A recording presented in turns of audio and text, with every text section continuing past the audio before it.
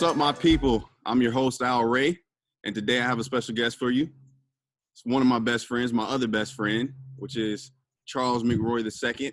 Most of you know him as Chuck McRoy, Big Chuck, whatever you call him, but he's here in the flesh. Chuck, how are you doing today? Hey man, it's all good. Just trying to get through this thing day by day, man. We good. How you doing? I'm good, man. Same boat. I'm actually outside. I had to enjoy this amazing weather. I like being in the house a little bit, but I really love being outdoors, especially when the weather is really nice like this. So I'm definitely taking advantage of it, man. So I want to let the people know why I have you here. I'm doing a segment which is inspiring friends, and as I said earlier, you're one of my best friends, and I see the positive that you are doing in the world, and I just want to put a spotlight on it and let people know what I see, and that goes from everything to, just from the time we grew up, because we grew up together, to now with you playing semi-pro professional ball and everything you do with your family. So I want to let the people know, like, one of my first memories I had with you. Actually, the first memory with both of us when we first met. I was 9, you were 8. This is back in 2000, MAA. Most of y'all know what that is, or some of y'all should know. MAA. 99 and the 2000. 99 2000. 99 2000. MAA Tomcats. What was it, Mighty Might? Mighty Might, yeah. Yep, Mighty Might. It was my first year playing football. Was it yours? Tackle, yeah. Yeah, tackle. I played flag football a couple times, but that. Yeah, so it was our first time playing tackle. That's where we first connected and had formed a bond that lasted up until this day, and hopefully it goes on for forever.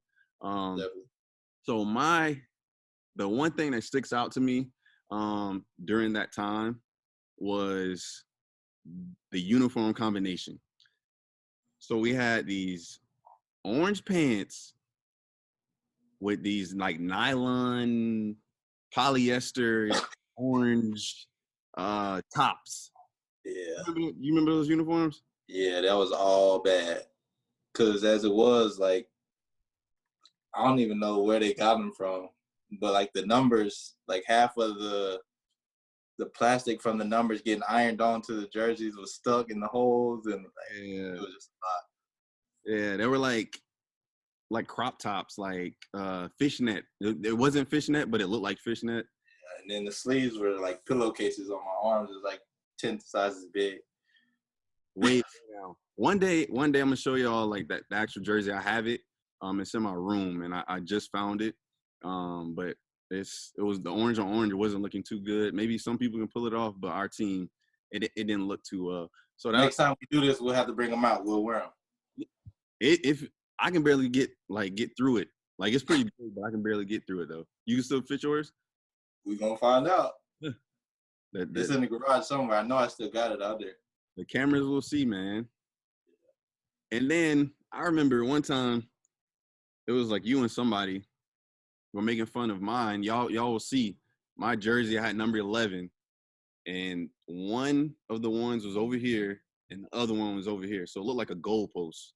So I really didn't know I was 11. Like, if you saw me and I was turned like slightly, you would thought I was number 1, but it really wasn't 11.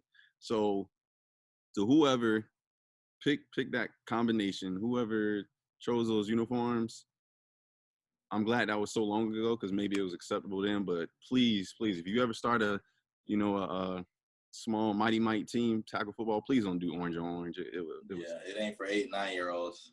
Yeah, 9. We ain't know no better. We just happy to be out there. We out there 80 pounds of that. Like, nah. Wasn't it like I think the weight limit was like 88?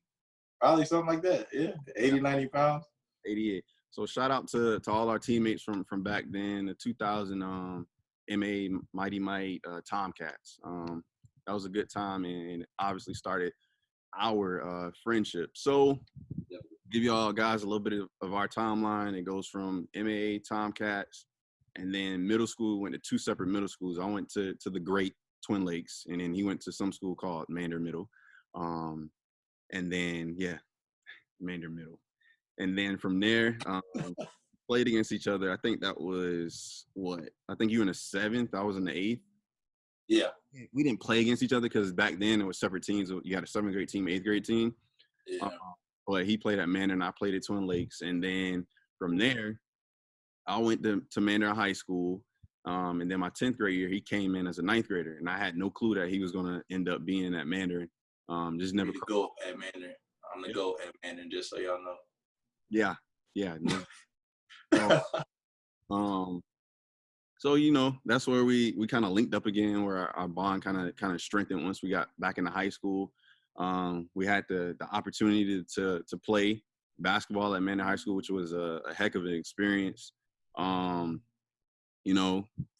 a guy like as we've mentioned before, T-Mac. Shout out to T-Mac for giving us that opportunity to have the opportunity to play in high school, because everybody doesn't get the opportunity. Which I don't know, some of y'all might not know, but I currently still coach, and then he was a coach. So tell me about like your time. Like what's the difference from the time that you were a player playing at Mandarin and then the time as a coach at Atlantic Coast? Like what differences did you see, or what could you relate to the kids or anything like that?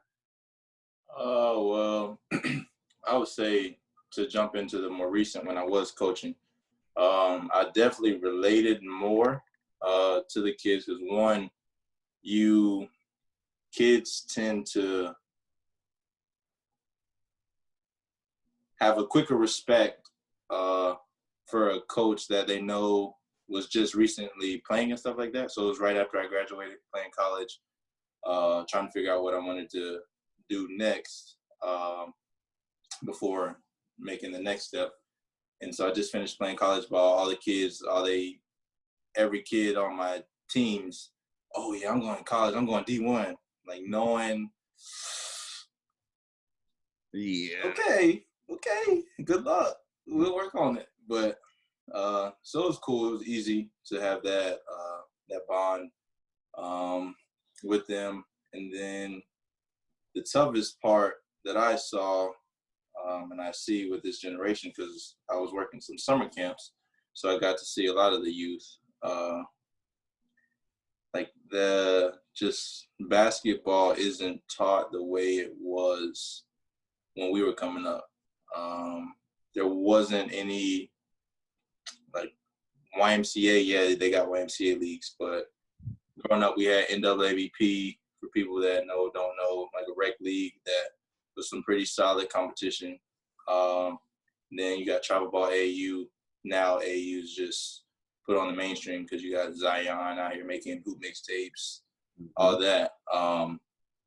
But you really don't see kids playing year-round out in the park playing, you know what I'm saying? And so just the entitlement kids thing, like, I don't know, it's just rough. I know that Coach McCarter didn't have to deal with that with us. Yeah. If he thought that he had to deal with that, he would have ran it out of us anyway. So. Yep, most definitely would have. That's something I didn't like, was running so much, but it does instill like discipline and stuff. Like once you think about it, like over time, and that was the best shape of our lives we were in. Most definitely, that definitely got me. He always said that whenever he talked to, when I was still there, so that would have been junior, senior year, your senior year, how he always talked about when PJ went to school, how he said that the running he did at UCF wasn't nothing compared to how hard Coach McCarter ran us. And I still remember that to this day. Yeah, it was some tough days at UNF. We can talk about that later, but I remember 10th grade or maybe 9th grade, we ran like 20-something 17s. Tron made us run in practice. Yeah. That was literally, we just went in there and just ran 17s all day. So, shouts out to the Big Mac. Yeah. That was a great time in high school. And to go off of like your point with my perspective, like coaching, I feel a lot of the ways that you do. But everything is destined to grow and change, because I'm sure when we were in high school, which was from like '05 to 2010. I'm sure there were people who went to high school in like the 90s and were like, these kids aren't the same. They don't like to do this. They don't like to do that. Because I know, I'm pretty sure, like I hear from people like in the 90s, all they did was play like outside basketball. And I know with us, that kind of started where we wanted to be in the gym a little bit more. Like we would be outside. Like I remember playing on outside basketball courts before school. Like it was nothing. We would go out there, we would go in between lunch. We would play all the time. And I think with us, that kind of started with wanting to be in the gym, which is safer. You shouldn't have to worry about, knuckleheads and whatnot. So I like the direction that basketball is going. There's always going to be stuff that we're going to wish that, oh yeah, I wish it was like this, but kids are different. They have social media now. Like Definitely. when we were in high school, what we had, Facebook and MySpace. MySpace, yeah. That's all that existed. And you couldn't check that until you got home. So it wasn't like you have it put it up on your phone. It's so different now. But like I said, everything grow is destined to change. Shout out to J. Cole for those words. But so you had a nice career at Mandarin. I'll say you had a decent career. Like average. You had above average at Mandarin. You were fortunate enough, as you said, you had, players on a team that you coached a few years ago of saying, I want to go D1, I want to go D1. And you're somebody who actually did it. You actually went Division I. A lot of people don't get to say that. And you actually went to like a level that was like perfect for you. Because, some people, they get the big offer from Duke or something. They go there and never play, or they end up transferring from school to school. I feel like, in my opinion, you went to the perfect school. It was great for you. You had an excellent career. You actually end up being what was it, like all-time winningest group or whatever. I don't know if I'm saying it right. Yeah, our class was it was something like that. However you word it, something like that. Mm-hmm. So y'all ended up walking out of there with the most wins in 4 years. So could you please expound on like your experience at UNF, and also I had to wear the shirt for you. Shout out to UNF. Yeah, so I got my hat. I see you. Okay. Shoot, where I don't even know where to begin. It's crazy to think about because growing up, you really didn't playing basketball, playing sports. Like it was always something fun to do. Mm-hmm. Like it was, obviously, my parents tried to instill like really taking care of business in school. Mm-hmm. Okay. Yeah. And then like I was always a tall kid, but I was never really tall until I got to high school. So really playing ball at a legitimate level was never anything that crossed my mind until obviously playing at Mandarin. And the summer going into 10th grade when Coach Willis or Jay decided to let me play the point, and the rest is history. My game developed. Coach saw that. I was on the varsity now doing any and everything that the team needed. And then I get to UNF, and it kind of started out in that almost like that Draymond Green hybrid position before Draymond really blew up, because I was a pick and pop and a stretch four is, I guess, better term, lack of a better term. So it was like a weird adjustment going from point guard junior, senior year to now I'm a big. Yeah. And that, with my size, I was one of the tallest dudes in the A-Sun, but my first game in college was at Florida State. So obviously I grew up watching Daryl Kitchen. He was there. They had, what's the dude that was like 30 years old, Bernard James or something like that. Yeah. They had Xavier Gibson, another 7-footer, Michael Ojo, 7 foot 300, like, yeah, African. Then they had an Egyptian dude too that was like 7'3", but he was like red shirt. Mm-hmm. So it was just eye-opening. You go from, obviously, you can just think back, like I brought up earlier, NAABP rec ball, fun. Middle school is competitive, but it's fun. High school, all right, now here we go. And then college, boom, like you get to, it's a job. I'm up every day at 6 o'clock, getting up, going to weights, going to practice. I got study hall all day. I got to go watch film here and there with coach, meetings, study hall. Now we got practice. Then sometimes after practice, I had class.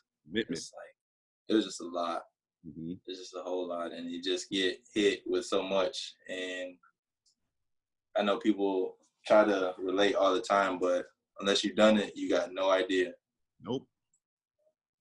There's a lot of people who try to speak in from the shoes of yourself. Like, you really went through it, and you have a lot of people, social media, and like, it takes this whatever to be great and to get to this level and to produce at this level. And obviously you have that experience. So if any of you out there, y'all need some advice on how to get to that level. Obviously a lot of luck played into his factor. Like he said, he was, I think, how tall were you? Like 5'11", 6 foot coming into high school? I'll give myself maybe 5'10", 160 pounds, maybe. And then he shot up, and now he's what, 6'6", 6'7", like you like 230 now. Yeah. So like, obviously that helped him out, but obviously you have to have talent as well, which goes a long way, which you need the most all. So I will say, and I will relay it back to, I know when I was coaching, it was a big problem. Like when you run kids, like they really don't think they're supposed to be doing it. They really think it's overrated, it's unnecessary. But I relay it back to, like I said about coach, like I really went into UNF prepared for what he was going to do. And really, I was, like I said, I was playing the 4 position my freshman year. Then I finished playing shooting guard my senior year. Sophomore, junior year, I was really doing everything. But literally being one of the taller guys on the team, I was still having to run with the point guards and still at the front of the pack with the point guards just because I was in that good of shape. In the summers, I was coming back to Mandarin and running with the guys at Mandarin with Coach McCarter and things like that. And even still now that you're there coaching, obviously I got to show my face around there. Coach McLeod, y'all doing great things with the program. I come over there and try to work out when I can. That's big. We appreciate you for showing your face. It's good to have, alumni come through. I look at it just like at the collegiate level. I'm sure when you were at UNF, you had old players, former players come in. So it's nice to see, like, okay, this is where I could potentially end up. And I could see myself, like, if I'm a younger player. So speaking of, playing at UNF, and I'm sure once you get to that level, that high level of Division I basketball, the dream or the thought, at least, is maybe I can play like at the professional level, maybe the NBA or something. So NBA didn't happen for you, but you did move on to the next level. And something you and I talk about a lot is like the NBA. So as you know, we're in the middle of a pandemic with the coronavirus, and there's a lot of talks from all sports of like, should they go back? Should they not? What is your opinion on what the NBA should do? Like, do you think they should come back, or do you think they should scrap the season and wait until next year to come back? Sheesh, that's tough. It's really hard to say because obviously I'm looking at it from a fan, but I have the feeling of being a player. Obviously, if the NBA isn't coming back, my season got ended short as well. So as a player, you want to be playing, you want the season back. Like literally, I just hooped for the first time in 2 months since this thing started on Saturday morning. Like I hadn't touched the ball. I was definitely went out there and got some buckets. Don't get me wrong, but like it just felt so crazy out there. Like what, like, literally you got guys making millions and millions just sitting at the house, like, not doing much. So you know that they really are anxious and want to get out there. As a spectator, you do want to see them out there to give you a product so you can watch, because there ain't nothing to watch on TV. Nope. Like, I don't watch every series that I want to watch twice through. Now I'm starting to try to watch random stuff. Shout out to Tiger King, free my guy. But realistically, what you're going to say, you bring them back and you're only going to have the players. You're not going to have any spectators, any fans. But when you think about the game, even going back to high school, the experience in the game, the whole six-man club that we had, to college, having it to the NBA, like, fans really play a big part in home court advantage, things like that. So it's hard to say if I would agree with them not bringing it back, or I would agree with them wanting to bring it back. I think the safest way would be to have no spectators, but are you really going to get the same kind of game? There's not going to be as much energy, because you look at the way Zion plays, let's say Steph, even the King himself. You got guys that really feed off of that energy that's in the crowd, really, if it's not just the select few that I just named, or everybody that puts a uniform on to play a game. You walk out of that tunnel, you see thousands and thousands of fans. You see your jersey on people's back out of the corner of your eye. You hear your name. You just feed off of that. That momentum, it really drives and changes games, especially playoffs. So it's really hard, because you don't know as a spectator if you're going to get the same product. But as a player, like, you want to at least be out there. You rather be out there playing rather than scratch it and forgetting about the season, you know? And, you know, a lot of guys, actually the whole league, are missing, like, paychecks. Like, they haven't got paid for the games missed. So it's like, if you do have a playoffs, that's an opportunity to get paid again. You can help your families for those players that will be in the playoffs. Personally, as a player, of course, I would want to play, especially if my team is in the playoffs, because you want to have your name written down in history books if you can win a championship. Some people have said, it'll be an asterisk next to the champion, but I'm like, no one cares. Like, Toronto won the championship last year. Clay got hurt for Golden State, and Kevin Durant. Nobody cares. Like, it's a year later. The Raptors won. They have a ring for Toronto, so nobody cares. So as a player, I would love to. As a fan, I would love to see it as well. My only thing is if they can just keep the players isolated, because, you know, somebody could go, I want to go out to eat somewhere because everything's opening back up. I even heard rumors of them opening up down in Orlando, Wide World Sports. So if they do that, you already know Florida's opening up, and then, you know, people going to want to go shopping, or people are going to want to go out to eat or something. So you run the risk of a player contracting the virus. So that's my only thing. If they can keep them, you know, isolated, then I'm fine with it, because I'm you know, I want to see some basketball just like you do too.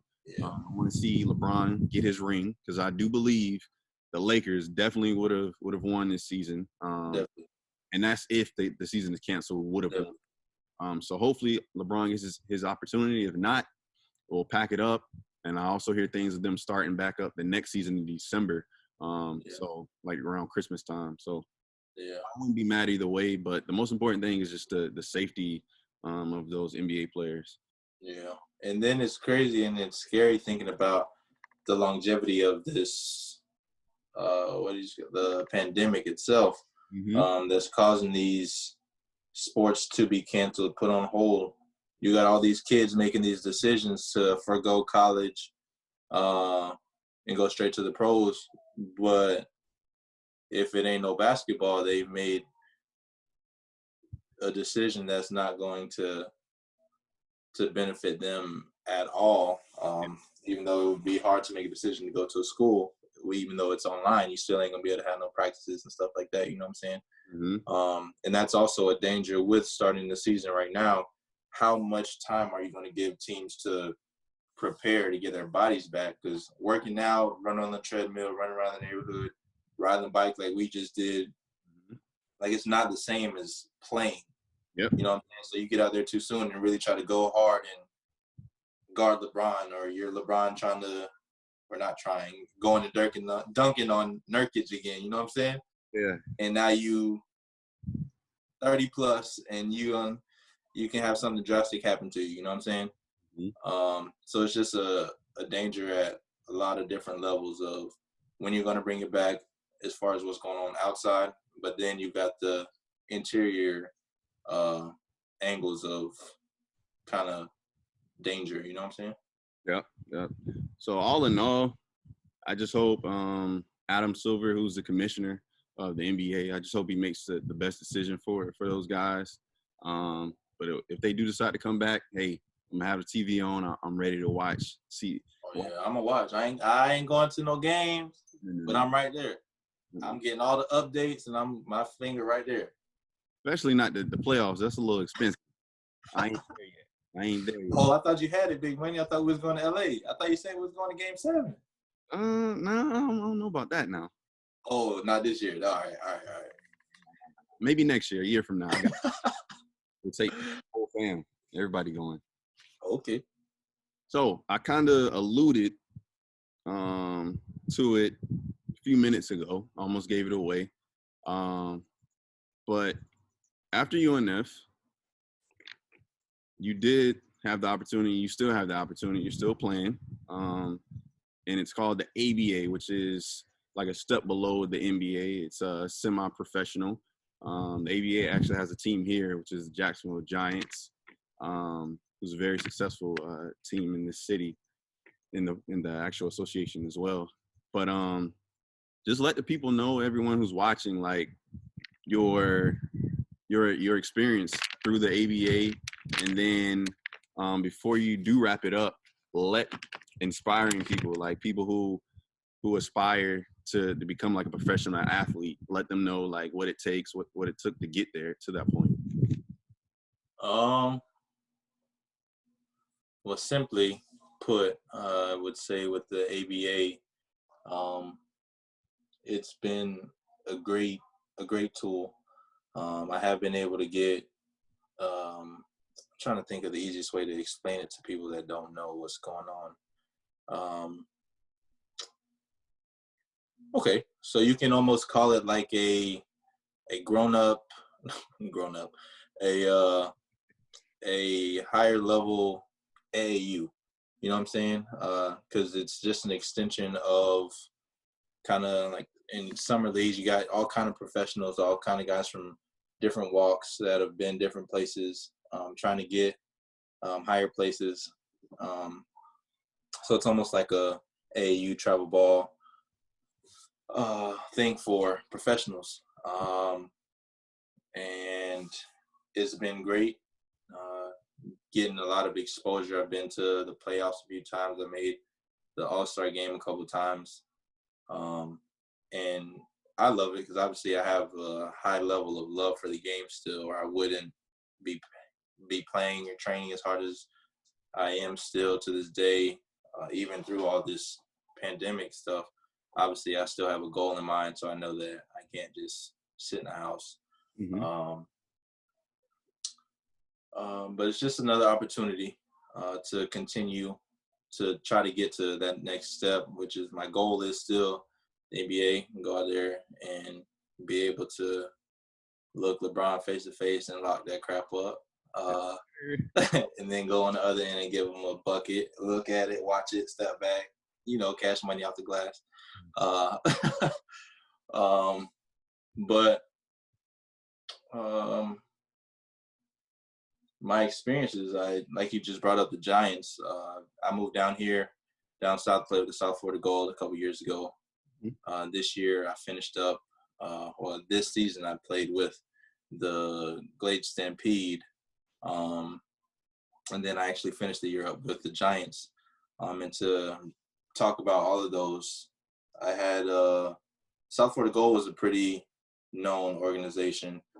But then this year I started a new team the coach called me up and wanted me to play with them. So I made that a different walk with this team. I took a different path, and it was really cool to kind of be that centerpiece again and have everything really built around me, kind of satisfy what I wanted, my goal, my aspirations, and what I saw forth with me and the coach, the relationship we had, as well as the owner.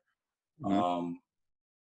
And we actually had some good things going. Had a dude named Isaiah Hobbs. He played at Texas for a couple years. He finished at Barry down in Miami.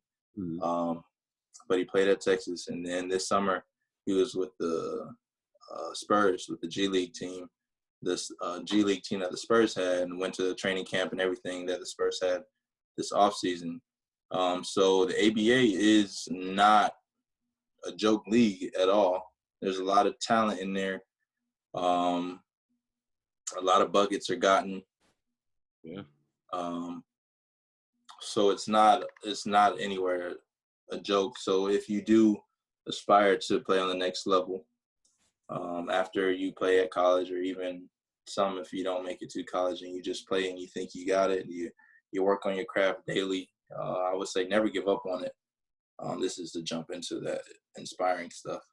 Never give up on it, because there's always a way, and there's always a position available. There's always an opportunity. Just like you think of going to college, there's Division I, Division II, Division III, NAIA, JUCO. There's always opportunities. So never get deterred by that first, second, or third. No, you ain't got it. You know what I'm saying? Just keep pushing keep pushing forward, and hopefully one day a goal will be reached. Or you can find out for yourself that it's not for you, and you can tweak your aspirations to want to impact lives in a different manner using that same tool. So I know for growing up, we wanted to play. We played in high school, we played middle school, played high school, went to play college, and then you decided that you wanted to coach rather than play. And so there's different avenues and different ways to impact using that same basketball tool. So I would say never give up on anything. Just work it, like driving until the wheels fall off. Yep. That's the easiest way to put it and explain it. And throw it back on this pandemic thing.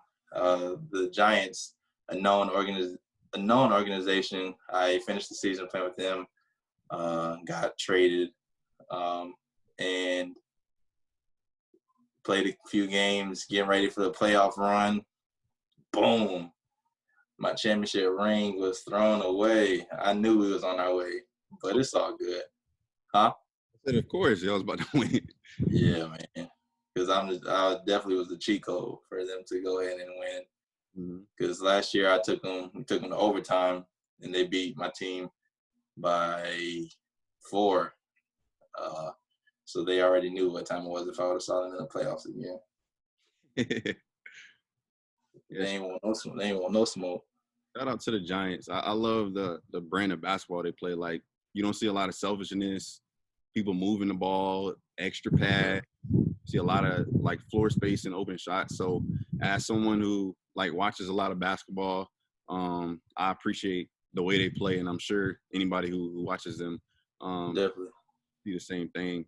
I could even feel the difference playing the few games that I played with them compared to the teams that I played on in the past. Mm-hmm. Like, it's real from top to bottom, their organization. Not taking anything away from the organizations that I play for, but their organization from top to bottom, obviously they've got 5 or 6 championships in their history, but it's really ran professionally. So it's cool. Like my other teams, like playing there, I got a couple moments and a couple times to go play overseas. I went to Mexico to play a couple times. So it's great. The league, but But yeah, I really like the Jacksonville organization. And just to give people a heads up back home, I may be playing with them boys again this coming season. So you got to get the whole city out there to check the games out. Breaking news. So I want to say thank you, man. Love you. You already know it's all love. Thanks for coming on to the show. To my people out there, ladies and gentlemen, thank you for viewing this one more time, coming back. And again, my special guest, Mr. Charles McRoy II. Peace. Look, I'm just trying to set the record straight. If this a fight, then I'm a heavyweight. Super light, I'm in the darkest place. Suit and tie me in a coffin cage.